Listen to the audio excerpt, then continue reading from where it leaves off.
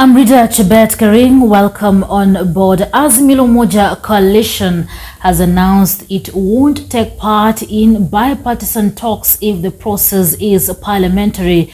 Addressing the media on Tuesday, Wiper leader Kalonzo Musyoka said Azimio wants to engage in extra parliamentary talks.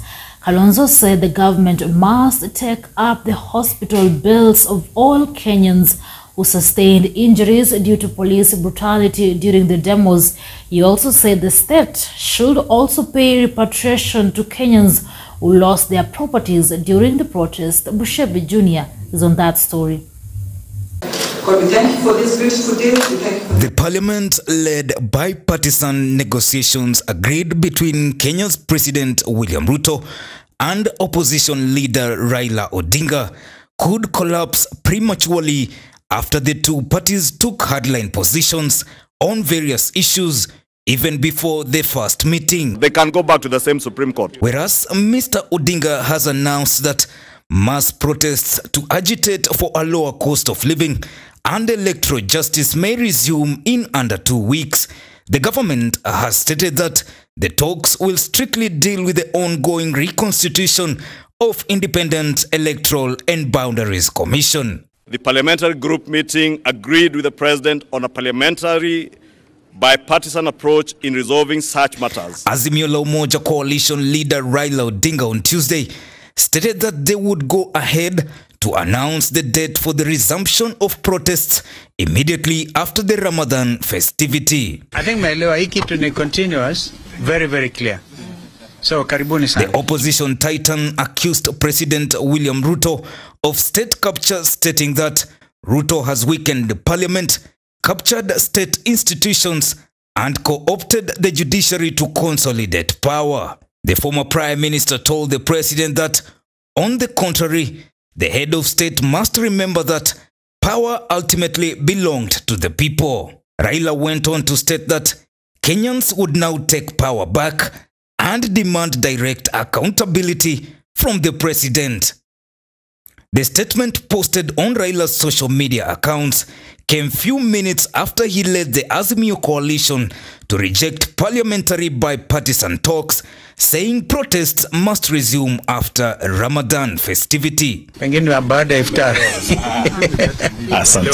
Azimio la Umoja coalition, in a joint press read by Wiper party leader Kalonzo Musyoka, announced that they will not be participating in any parliamentary processes regarding the bipartisan talks, claiming that Kenya Kwanza has shown a lack of transparency. We remain committed to an extra parliamentary dialogue that is honest, transparent, meaningful, and bipartisan in conception and execution. Our members of parliament in both houses shall not be party to any other process, and particularly not the one proposed in the motion by Kenya Kwanza. The Wiper leader stated that they now want out of parliament talks since Kenya Kwanza has shown no intention to hold honest dialogues. Kenya Kwanza has failed to name the leadership of his team as a way of stonewalling. The decision, Kalonzo added, was met after they got wind of a motion Kenya Kwanza government has drafted, which they say is allegedly aimed at setting up a joint select committee in parliament. Went on to state that they were not consulted in its drafting and that it was made in absolute bad faith. Last evening, we learned of a motion drafted by Kenya Kwanza leadership, allegedly aimed at setting up a joint selection. The motion is in absolute bad faith. Kalonzo claimed that the motion in question purports to set the terms of reference and scope of the discussions without any reference to Azimio members of parliament in both houses. Hence, none shall be party to any other process, and particularly not the one proposed, in that they bring to the table cannot be dictated by the Kenya Kwanza camp. We will therefore not participate in any such parliamentary process. The motion is disguised as a product of bipartisanship, when in fact the leadership of Azimio and Parliament were neither aware nor consulted in its drafting. The motion proposed to name members of the minority party to the so-called select committee without any reference to the minority leadership in violation of the standing orders of both houses. The motion purports to set the terms of reference and scope of the discussions without any reference to us. He reiterated that Azimio shall remain firm on its demands, adding that they shall not allow the talks to digress from addressing the issues on hand.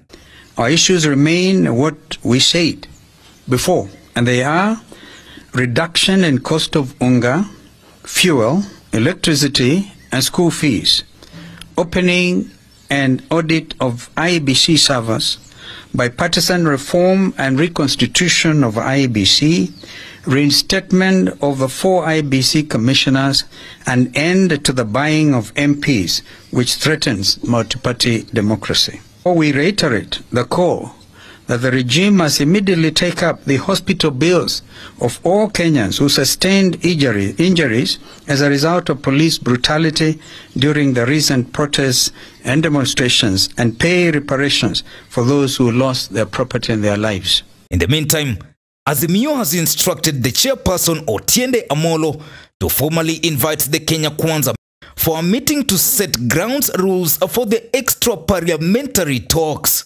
We have instructed the chairperson of our team, Senior Counsel Otiende Amolo, to formally invite the Kenya Kwanza team for a meeting to set the ground rules for the talks.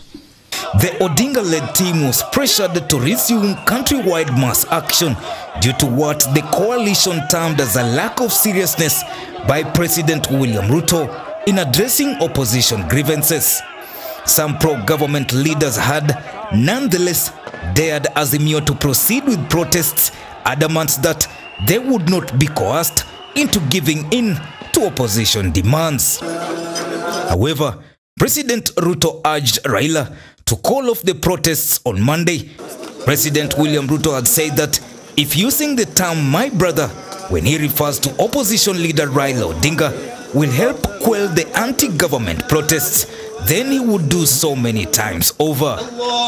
This is said during an iftar dinner with the Muslim community in State House on Monday night.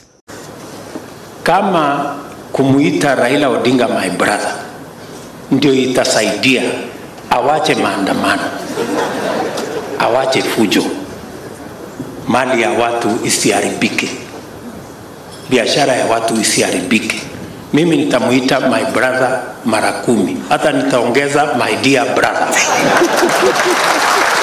On the membership of the National Dialogue, Kenya Kwanza and Azimio each nominated 7 members to form the 14-member committee handling the mediation.